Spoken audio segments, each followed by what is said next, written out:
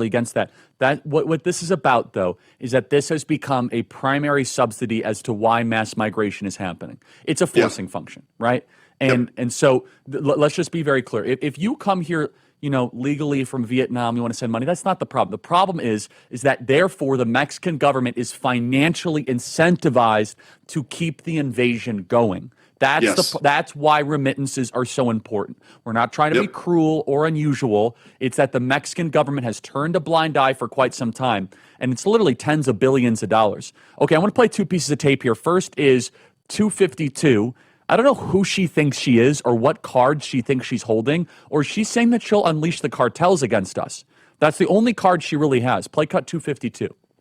If needed, we will definitely mobilize because we absolutely cannot accept any new taxes on remittances sent by our hardworking folks in the U.S. to their families back home in Mexico. Okay, what does she mean by mobilize, Senator? I don't know. Sort of strange. I don't know, but you don't have to probably guess, go too far out on a limb. The truth is that this mass migration that we've seen that needs to be met with mass deportations is fueled by this international NGO network that, the insult to injury, American taxpayers were subsidizing through USAID in many instances, right?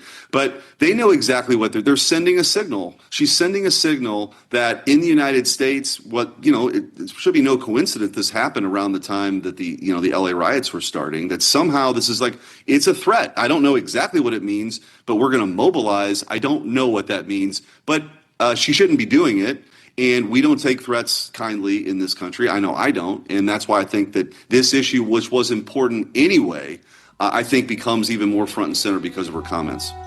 Let's play here. This is now the president of the Mexican Senate. I think he's mocking you. This is in Spanish, but with subtitles. So basically for the radio audience and the podcast audience that doesn't speak Spanish, he's mocking you.